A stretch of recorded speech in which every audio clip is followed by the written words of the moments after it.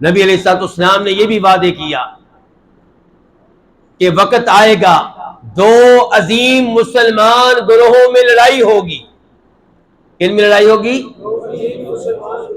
دو عظیم مسلمان گروہ. دونوں کو آپ نے مسلمان کہا اور عظیم مسلمان گروہ کہا ہے. فرمایا ان دونوں میں لڑائی ہوگی، ان کے بیچ میں سے ایک گروہ نکلے گا. اور یہ کون ہوں گے؟ فرمایا خوارج. یہی ہوں گے جو ذوالخویسرہ کی اولاد میں سے ہوں گے.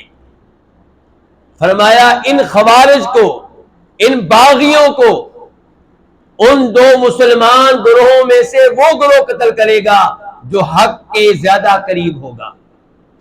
بولیے کیا ہوگا؟ حق کے اس کا مطلب ہے کہ دونوں گروہ مسلمان بھی ہوں گے، دونوں حق کے اوپر بھی ہوں گے، لیکن ایک حق کے زیادہ قریب ہوگا. تو پھر ان خوارج کو کس نے قتل کیا تھا؟ ان سے لڑائی کس نے لڑی تھی؟ امیر المؤمنین جناب علی نے. اس کا مطلب ہے کہ امیر المؤمنین جناب علی کا گروہ حق کے زیادہ قریب تھا، اور جو گروہ حق پہ تھا لیکن حق کے زیادہ قریب نہیں تھا وہ کون سا تھا؟ امیر المؤمنین جناب معاویہ رضی اللہ تعالیٰ عنہ. تو جناب علی کی شان جناب معاویہ سے کہیں بلند و بالا ہے، لیکن جناب علی کی شان بلند و بالا ہونے کا یہ مطلب نہیں ہے کہ جناب معاویہ کی توہین کی جائے، ان کی گستاخی کی جائے.